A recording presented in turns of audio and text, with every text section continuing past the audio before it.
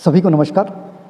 आज हम हिंदी साहित्य इतिहास लेखन की परंपरा और काल विभाजन है उसकी टेस्ट सीरीज लेके आए हैं, जिसमें हम हिंदी साहित्य की इतिहास लेखन परंपरा और उसके काल विभाजन से संबंधित 50 क्वेश्चन है उसको हल करेंगे।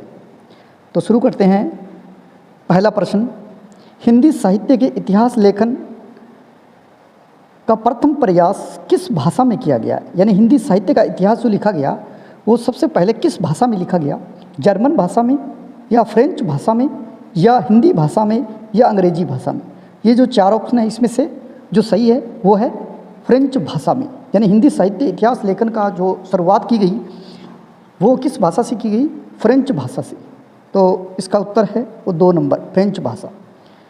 दूसरा प्रश्न, रामचंद्र शुक्ल ने अपना इतिहास ग्रंथ जो लेख है, इतिहास ग्रंथ किस पद्धति पर लिखा गया? यानी रामचंद्र शुक्ल ने हिंदी साहित्य का इतिहास नाम से एक ग्रंथ लिखा, वो किस पद्धति पर लिखा गया? पद्धति कौन सी है? विधेयवादी पद्धति है या 2 नंबर वैज्ञानिक पद्धति है या 3 नंबर समाज शास्त्रीय पद्धति है या वर्णानुक्रम पद्धति है? तो इसका सही आंसर है विधेयवादी पद्धति।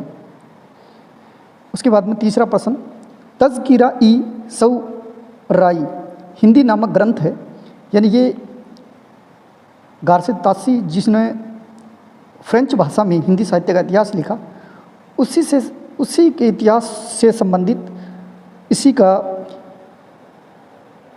अनुवाद किया गया है। तज़किरा-ई-शौराई हिंदी नामक ग्रंथ के रचनाकार कौन है? ये इसी का अनुवाद है। तो ये ग्रंथ है तज़किरा-ई-शौराई हिंदी। ये ग्रंथ के रचनाकार कौन है? जॉर्ज ग्रियर्सन, 2 नंबर गारसा दे तासी, 3 नंबर डॉक्टर मनमोहन सिंह और 4 नंबर मौलवी कमरुद्दीन। तो इसका उत्तर है मौलवी कमरुद्दीन। उसके बाद चौथा प्रश्न, हिंदी साहित्य का प्रथम इतिहास ग्रंथ है इस्तवार दे ला लिटरेचर हिंदुस्तानी। इसके लेखक कौन है? लेखक का नाम आपको बताना है। इस्तवार दे ला लिटरेचर हिंदुस्तानी, इसके लेखक है गारसा दे तासी या जॉर्ज ग्रियर्सन या एडविन ग्रिब्स या F.E. कई। इसमें से 4 ऑप्शन है, उसमें से सही ऑप्शन कौन सा है? ऑप्शन है गारसा दे तासी। उसके बाद में 5वां क्वेश्चन, रामचंद्र शुक्ल का हिंदी साहित्य का इतिहास। रामचंद्र शुक्ल ने हिंदी साहित्य का इतिहास नाम का एक ग्रंथ लिखा था, वो कब प्रकाशित हुआ? 1829 ईस्वी में, 1929 ईस्वी में, 1931 ईस्वी में या 1929 विक्रमी संवत में? तो इसका उत्तर है 5वीं का 1929 ईस्वी। उसके बाद में 6ठा प्रश्न, मिश्र बंधुओं ने मिश्र बंधु विनोद नामक ग्रंथ लिखा था, इसमें कितने कवियों का वर्णन किया गया है? यानी मिश्र बंधुओं ने, ये 3 भाई थे मिश्र बंधु, गणेश, श्याम और सुखदेव, इनके द्वारा एक ग्रंथ लिखा गया मिश्र बंधु विनोद। इस ग्रंथ में कितने कवियों का वर्णन किया गया है? लगभग 4500, लगभग 4000, लगभग 1000 या लगभग 5000 कवियों का इसमें उल्लेख किया गया है। तो इसमें है जो उत्तर है उसका वो है लगभग 5000 कवियों का इसमें विवरण प्रस्तुत किया गया है। किसमें? मिश्र बंधु विनोद में। जो मिश्र बंधु विनोद जो ग्रंथ है उसके रचनाकार है मिश्र बंधु। 7वां प्रश्न, जनता के चित्तवृत्तियों का सिंचित प्रतिबिंब साहित्य होता है। यानी जनता की चित्तवृत्ति है उसका सिंचित प्रतिबिंब साहित्य होता है। यह कथन किसके द्वारा कहा गया? आचार्य रामचंद्र शुक्ल द्वारा या हजारी प्रसाद द्विवेदी द्वारा या बालकृष्ण भट्ट द्वारा या भारतेंदु हरिश्चंद्र द्वारा? ये 4 ऑप्शन है, इसमें से आपको सही कौन सा ये बताना है। तो इसका सही उत्तर है आचार्य रामचंद्र शुक्ल। आचार्य रामचंद्र शुक्ल की एक पंक्ति है जिसमें साहित्य की परिभाषा दी हुई है कि जनता की चित्तवृत्तियों का सिंचित प्रतिबिंब साहित्य होता है। उसके बाद में नेक्स्ट क्वेश्चन, हिंदी साहित्य का आलोचनात्मक इतिहास उसके लेखक कौन है? नलिन विमोचन शर्मा या 2 नंबर रामाशंकर शुक्ल या 3 नंबर राम कुमार वर्मा या 4 नंबर रामविलास शर्मा? इन चारों में से हिंदी साहित्य का आलोचनात्मक इतिहास किसके द्वारा लिखा गया? वो है राम कुमार वर्मा द्वारा। 3 नंबर रामकुमार वर्मा द्वारा हिंदी साहित्य का आलोचनात्मक इतिहास लिखा गया। उसके बाद में नेक्स्ट क्वेश्चन, आचार्य रामचंद्र शुक्ल ने आदिकाल या वीर काल की अवधि क्या मानी है? यानी आदिकाल को वीर गाथा काल भी कहते हैं, तो आदिकाल है उसकी अवधि आचार्य रामचंद्र शुक्ल ने क्या मानी है? आप ध्यान दें, रामचंद्र शुक्ल है, उन्होंने आदिकाल की समय सीमा क्या मानी है? सन 1000 ईस्वी से 1400 ईस्वी, या 1050 से 1375 विक्रमी संवत, या संवत 750 से 1350, या संवत 1000 से 1375 विक्रमी संवत। तो इसमें उत्तर है संवत 1050 से 1375। यानी आचार्य रामचंद्र शुक्ल ने आदिकाल की जो समय सीमा मानी है वो संवत 1050 से 1375 विक्रमी संवत मानी है। उसके बाद में आगे वाला प्रश्न, साहित्य इतिहास लेखन के समय साहित्य के अंतर्गत सम्मिलित किया जाना चाहिए। यानी साहित्य का इतिहास लिखें, इसके अंदर क्या क्या सम्मिलित किया जाना चाहिए? धार्मिक साहित्य, या रस साहित्य और ज्ञानात्मक साहित्य, या लोक साहित्य, या आध्यात्मिक साहित्य। इसमें से कौन सा उत्तर है वो सही है? 10वीं का साहित्य का इतिहास लिखें, उससे लिखते समय साहित्य के अंतर्गत क्या सम्मिलित किया जाना चाहिए? तो इसका उत्तर है रस साहित्य और ज्ञानात्मक साहित्य। उसके बाद में 11वां प्रश्न, हिंदी साहित्य के वृहत इतिहास लेखन में अग्रणीय संस्था कौन सी है? यानी जो हिंदी साहित्य का इतिहास लिखा, यानी हिंदी साहित्य का वृहत इतिहास, आप ध्यान दें वृहत इतिहास, क्योंकि हिंदी साहित्य का इतिहास सभी ने लिखा है लगभग, तो आप इसको पूरे को याद करेंगे। हिंदी साहित्य के वृहत इतिहास लेखन में अग्रणीय संस्था कौन सी थी? तो इसमें उत्तर 1 नंबर है हिंदी साहित्य सम्मेलन प्रयाग द्वारा, 2 नंबर नागरिक प्रचारणी सभा काशी, या एशियाटिक सोसाइटी ऑफ बंगाल, या केंद्रीय हिंदी निदेशालय। तो इसमें जो उत्तर है वो है नागरिक प्रचारणी सभा काशी द्वारा ये हिंदी साहित्य का वृहद इतिहास लिखा गया। इसके बाद में 12वां question, the modern vernacular literature of Hindustan, ये इंग्लिश में लिखा हुआ है modern vernacular literature of Hindustan. ये जो ग्रंथ है इतिहास ग्रंथ हिंदी का, इसके लेखक कौन है? तो नाम से पता चल रहा है इंग्लिश है तो राइटर भी इंग्लिश ही होगा। एक तो है गारसद तासी, या ग्रियर्सन, या FEK, या नलिन मोहन सान्याल। तो ये तो नहीं होगा, इन तीनों में से कौन हो सकता है? तो 12वें का उत्तर है वो है ग्रियर्सन। ग्रियर्सन ने हिंदी साहित्य का इतिहास लिखा और उसका नाम उन्होंने दिया the modern vernacular literature of Hindustan. इसके बाद में 13वां क्वेश्चन, सच्चे अर्थों में हिंदी साहित्य का पहला इतिहास ग्रंथ कौन सा माना जाता है? देखिए सच्चे अर्थों में हिंदी साहित्य का पहला इतिहास ग्रंथ कौन सा माना जाता है? आपके सामने ऑप्शन है मिश्र बंधु विनोद, या हिंदी साहित्य का इतिहास जो शुक्ल ने लिखा, या the modern vernacular literature of Hindustan, या भक्तमाल। तो इसका उत्तर आएगा the modern vernacular literature of Hindustan, जो कि ग्रियर्सन द्वारा रचित है। इसके बाद में मैं इस्लाम के महत्व को भूल नहीं सकता, लेकिन जोर देकर कहना चाहता हूँ कि अगर इस्लाम न आया होता तो भी इस साहित्य मतलब भक्तिकालीन साहित्य का बारह आना वैसा ही होता जैसा आज है। मतलब वो कहना चाहते हैं कि हिंदी साहित्य में जो भक्तिकाल है, वो जो भक्तिकाल हम आज मान रहे हैं कि आज के दिन इस तरह से हुआ है, तो भक्तिकालीन जो साहित्य है वो वैसा का वैसा ही था। यानी इस्लाम के महत्व को वो कहते हैं मैं भूलना नहीं चाहता, लेकिन जोर देकर कहना चाहता हूँ कि अगर इस्लाम न आया होता ना तो भी भक्तिकालीन साहित्य वो 12 आना वैसा ही होता जैसा आज है। ये पंक्तियाँ किनके द्वारा कही गई है? ये पंक्तियाँ कही गई है आचार्य हजारी प्रसाद द्विवेदी द्वारा। उसके बाद में 15वां क्वेश्चन, मिश्र बंधु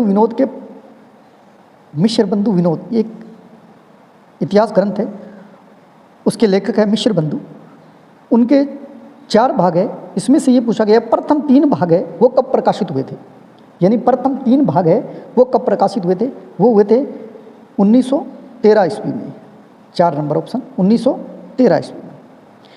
इसके बाद में 16वां question, sketch of Hindi literature के लेखक कौन है?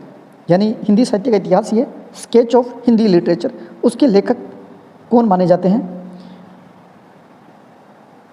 उसके लेखक हैं द पादरी एडिशन ग्रिब्स, इसके द्वारा स्केच ऑफ हिंदी लिटरेचर लिखा गया।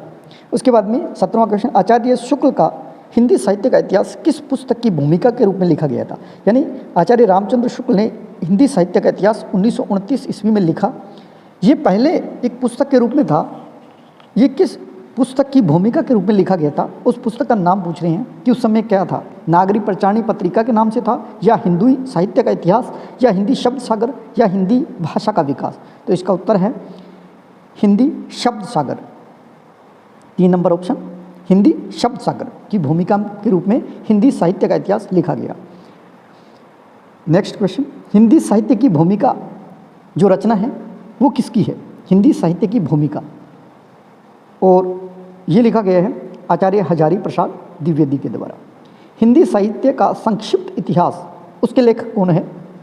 ये है हिंदी साहित्य का संक्षिप्त इतिहास के लेखक है विश्वनाथ त्रिपाठी, यानी विश्वनाथ त्रिपाठी द्वारा हिंदी साहित्य का संक्षिप्त इतिहास लिखा गया।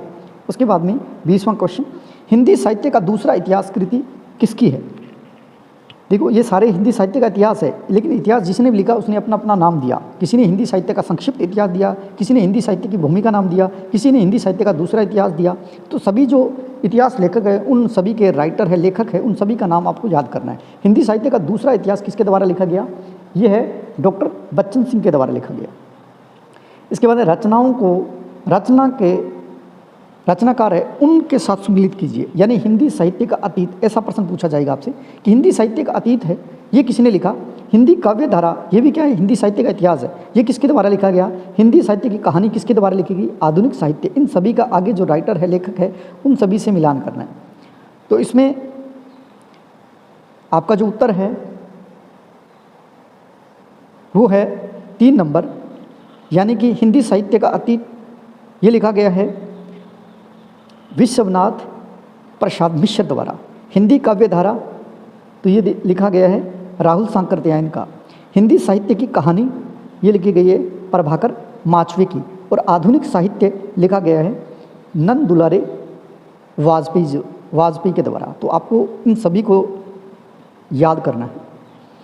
उसके बाद में हिंदी साहित्य के इतिहास लेखकों में काल क्रमानुसार कवियों का वर्गीकरण सर्वप्रथम किसने किया? यानी हिंदी साहित्य का इतिहास लिखा, इसमें काल क्रम के अनुसार, जिनका जन्म काल के अनुसार, उन्होंने क्रम के अनुसार कवि के जो जीवन परिचय है उसके बारे में लिखा गया। तो इन जो इतिहास जो जिसने भी हिंदी साहित्य का लिखा है उनमें से सबसे पहले वर्गीकरण किसने किया, ये पूछा गया है प्रश्न में। जॉर्ज ग्रियर्सन ने, द गार्सा द तासी द्वारा, या शिव सेंगर द्वारा, या आचार्य रामचंद्र शुक्ल द्वारा। तो ये लिखा गया है इसमें, यानी कि वर्गीकरण किया गया है काल क्रमानुसार जॉर्ज ग्रियर्सन के द्वारा। उत्तर है इसका पहला। हिंदी साहित्य के इतिहास लेखकों में काल क्रमानुसार वर्गीकरण सर्वप्रथम किया जॉर्ज ग्रियर्सन ने। आचार्य रामचंद्र शुक्ल ने हिंदी साहित्य के इतिहास के अंतर्गत शिव सेंगर और ग्रियर्सन के इतिहास ग्रंथों के लिए किस शब्द का प्रयोग किया था? यानी आचार्य रामचंद्र शुक्ल ने जो ये पहले इतिहास ग्रंथ लिखे गए थे उनमें शिव सेंगर और ग्रियर्सन का जो इतिहास ग्रंथ था, उन ग्रंथों को उन्होंने क्या माना? वार्ता संग्रह, या इतिहास संग्रह, या व्रत संग्रह, या कवि संग्रह। तो उन्होंने इन ग्रंथों को माना व्रत संग्रह। यानी आचार्य रामचंद्र शुक्ल ने हिंदी साहित्य के इतिहास के अंतर्गत शिव सेंगर द्वारा रचित हिंदी साहित्य का इतिहास और ग्रियर्सन द्वारा रचित इतिहास ग्रंथ है, उन ग्रंथों को उन्होंने एक शब्द दिया, वो है व्रत संग्रह। हिंदी का संत काव्य पूर्ववर्ती सिद्धों एवं नाथपंथियों के साहित्य का सहज विकसित रूप किस विद्वान ने माना है?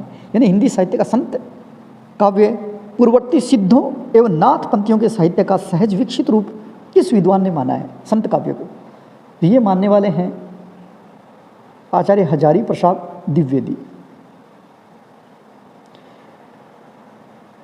उसके बाद में 25वां क्वेश्चन, आचार्य हजारी प्रसाद द्विवेदी को हिंदी साहित्य के प्रथम उत्थान को आदिकाल नाम देने की प्रेरणा किससे प्राप्त हुई? यानी आचार्य हजारी प्रसाद द्विवेदी है, उनको हिंदी साहित्य का प्रथम उत्थान जो हुआ था उसको उन्होंने नाम दिया आदिकाल। ये आदिकाल देने की प्रेरणा उन्हें किससे प्राप्त हुई थी? आचार्य शुक्ल से, या ग्रियर्सन से, या मिश्र बंधुओं से, या स्वयं से? तो ये इन्होंने मिश्र बंधुओं से प्रेरणा मिली थी इन्हें। आदिकाल नाम, आदिकाल नाम दिया गया किसका?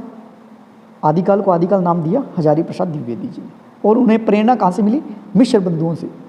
आचार्य रामचंद्र शुक्ल है, उनके इतिहास ग्रंथों में सर्वाधिक विवादास्पद कालखंड रहा। कौन सा कालखंड रहा जो सबसे विवादित था? भक्ति काल था, या गद्य काल था, या आदिकाल था, या रीतिकाल था? यानी रामचंद्र शुक्ल ने हिंदी साहित्य के इतिहास को 4 कालखंडों में बांटा था। उस कालखंड में सबसे विवादित जो खंड था वो कौन सा था? ये इनमें से 4 ऑप्शन दिए हुए हैं, उनमें से कौन सा था जो सबसे विवादित रहा? वो है आदिकाल, क्योंकि सभी का आदिकाल के संबंध में सभी के मतभेद मिल रहे थे। तो ये सबसे विवादित कालखंड था।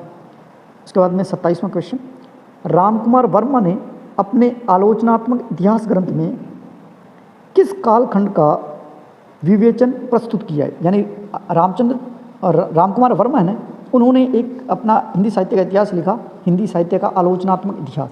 इसमें किस कालखंड तक विवेचन प्रस्तुत किया? उन्होंने भक्ति काल तक, रामकुमार वर्मा ने अपने आलोचनात्मक इतिहास में भक्ति काल तक विवेचन प्रस्तुत किया है।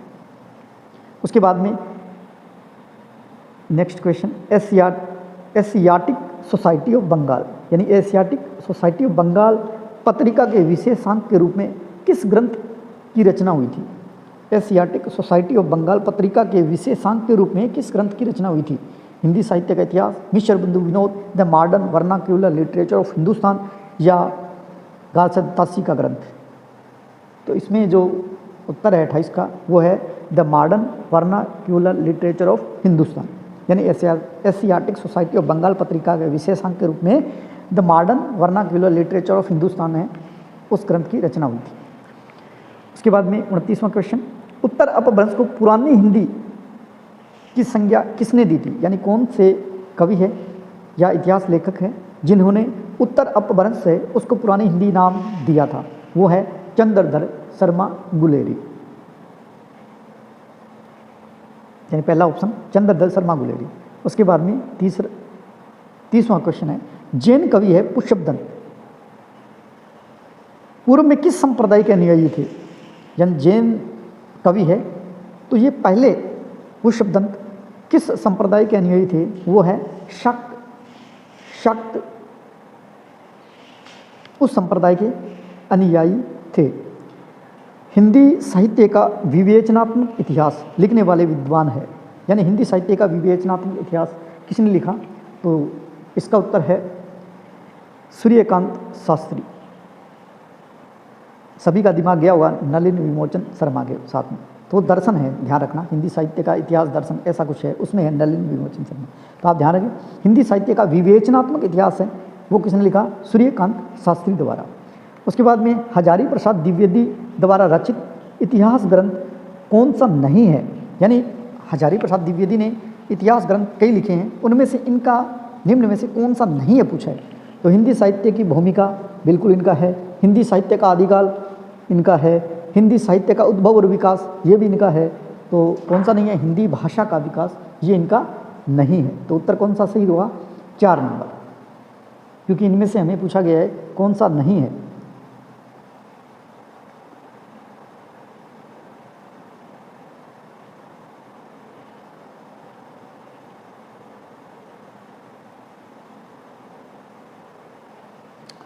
उसके बाद में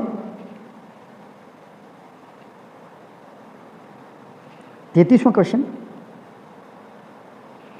गार्सद तासी के इस्तवार दल्ला लितियतुर हिंदुस्तान ग्रंथ है, इसमें एंदुई साहित्य का इतिहास नाम से अनुवाद किसने किया?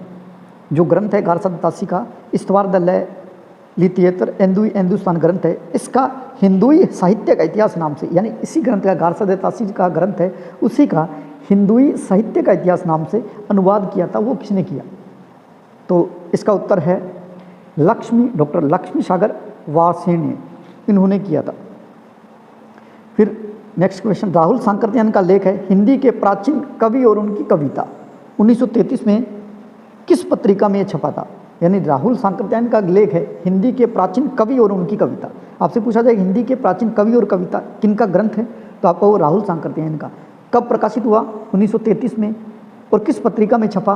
तो ये पत्रिका है गंगा पत्रिका, इसमें छपा था। तो आपको याद करना है, 3-4 क्वेश्चन बनते हैं एक प्रश्न में भी, तो आप इसको अच्छी तरह से। गंगा पत्रिका में राहुल सांकृत्यायन का लेख है, हिंदी के प्राचीन कवि और उनकी कविता। कब छपा? 1933 में। कौन सी पत्रिका में? गंगा पत्रिका में।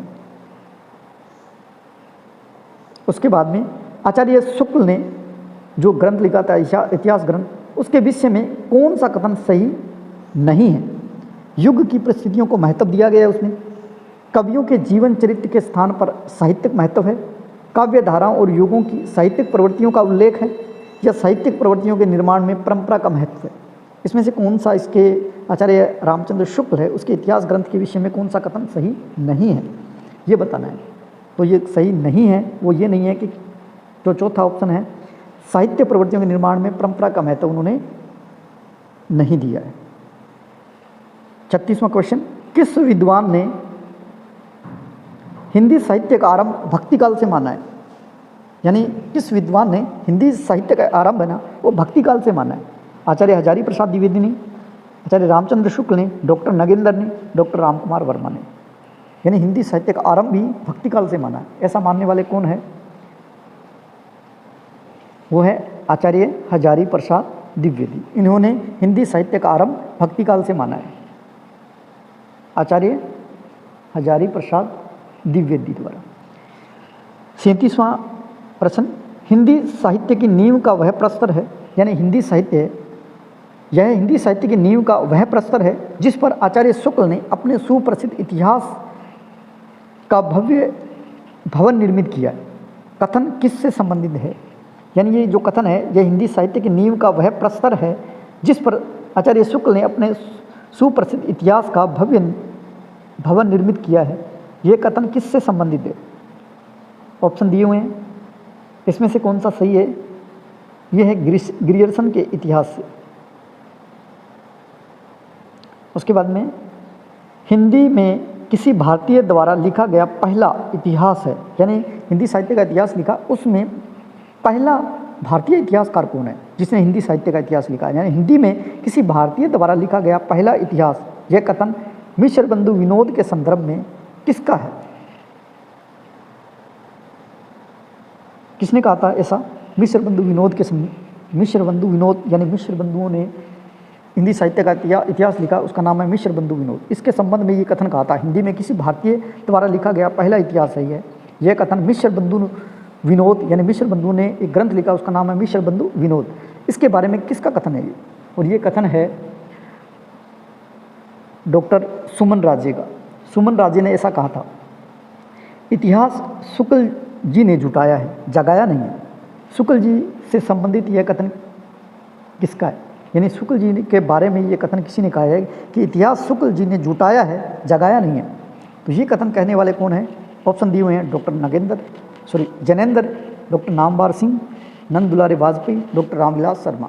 तो इनमें से इतिहास शुक्ल जी ने जुटाया है, जगाया नहीं है, ऐसा कहने वाले है जैनेंद्र। उसके बाद में 40वां क्वेश्चन, इतिहास लेखन की विधेयवादी पद्धति के आविष्कारकर्ता थे, यानी इतिहास लेखन की पद्धति है विधेयवादी। इस पद्धति का शुरुआत या पद्धति का आविष्कार किसने किया था? तो ये करने वाले हैं टेन, विदेशी लेखक है टेन। इनके द्वारा विधेयवादी पद्धति है उसका आविष्कार किया था उन्होंने। पूरे भक्ति काल को 4 भागों में बांटकर उसे शुद्ध दार्शनिक एवं धार्मिक आधार पर सर्वप्रथम प्रतिष्ठित करने वाले विद्वान है। यानी पूरे भक्ति काल को 4 भागों में बांटकर उसे शुद्ध दार्शनिक और धार्मिक आधार पर सर्वप्रथम प्रतिष्ठित करने वाले विद्वान है। ये कौन है? मिश्र बंधु है, आचार्य रामचंद्र शुक्ल है। तो इसका जो कथन है वो है आचार्य रामचंद्र शुक्ल का। हिंदी भाषा और साहित्य का विकास 1930 में जो ग्रंथ लिखा गया, उस ग्रंथ के लेखक कौन है? हिंदी भाषा और साहित्य का विकास, उस ग्रंथ के लेखक है अयोध्या सिंह उपाध्याय हरिओल। इतिहास लेखन में एवं विश्लेषण के प्रति पारस्परिक भारतीय दृष्टिकोण कैसा रहा? यानी इतिहास लेखन है और उसका विश्लेषण के प्रति भारतीय दृष्टिकोण है वो कैसा है? वो है आदर्शमूलक आध्यात्मिक। 44वां क्वेश्चन, इतिहास लेखन के संदर्भ में यह उक्ति किसकी है?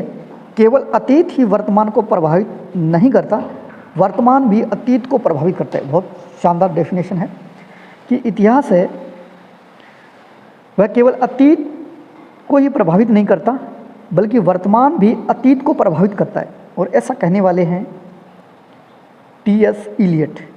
इलियट ने इतिहास लेखन के संदर्भ में ये कथन कहा था कि केवल अतीत ही वर्तमान को प्रभावित नहीं करता, वर्तमान भी अतीत को प्रभावित करता है। और ऐसा कहने वाले टी.एस. इलियट। उसके बाद मिश्र बंधुओं में कौन नहीं है? मैंने कहा ना, मिश्र बंधु 3 भाई थे। इन 3 भाइयों में तीनों को आपको नाम याद रखना है। तो इसमें से कौन से नहीं थे? गणेश बिहारी मिश्र, श्याम बिहारी मिश्र, कृष्ण बिहारी मिश्र, सुखदेव बिहारी मिश्र। तो इसमें से कृष्ण बिहारी मिश्र नहीं है, गणेश, श्याम और सुखदेव आपको याद रखना है। गणेश, श्याम और सुखदेव ये 3 थे, उनका नाम याद रखना है। कृष्ण बिहारी नहीं है।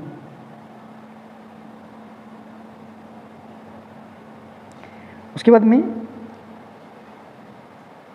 भक्ति आंदोलन को इस्लाम की देन न मानकर दक्षिण के आलावर भक्तों की देन मानने वाले विद्वान हैं। यानी भक्ति आंदोलन है वो उसको इस्लाम की देन नहीं मानते, वो कहते हैं कि दक्षिण के आलावर भक्त हैं उनकी देन है भक्ति आंदोलन। तो ये कहने वाले कौन हैं? और ये कहने वाले विद्वान है हजारी प्रसाद द्विवेदी।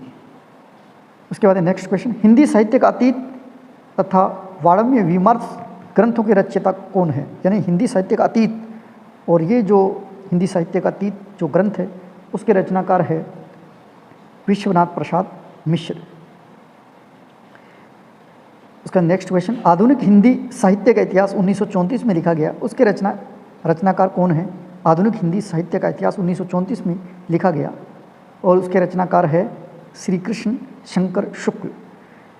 नेक्स्ट क्वेश्चन, नागरी प्रचारणी सभा से प्रकाशित वृहत हिंदी साहित्य का इतिहास कितने खंडों में प्रकाशित है? मोस्ट इंपॉर्टेंट प्रश्न। और ये इतिहास ग्रंथ है वो कितने खंडों में प्रकाशित हुआ? तो ये है 16 खंडों में प्रकाशित हुआ।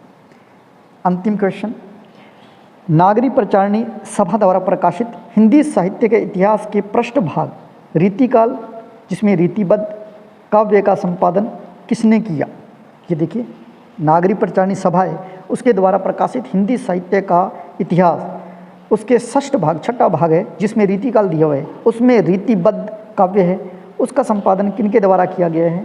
वो है डॉक्टर नगेंद्र द्वारा की। इसी तरह हमारी टेस्ट जो श्रृंखला हिंदी साहित्य का इतिहास, उसमें आज हमने हिंदी साहित्य के इतिहास लेखन की परंपरा और उसका काल विभाजन है उसके बारे में 50 प्रश्न हैं वो हल किए। उम्मीद करता हूँ इसी तरह हम हिंदी साहित्य का संपूर्ण इतिहास है उसके टेस्ट सीरीज इसी तरह चलती रहेगी और पूरा कंप्लीट करेंगे। हमारा जो वीडियो अच्छा लगे तो लाइक कीजिए, शेयर कीजिए। जय हिंद, जय भारत।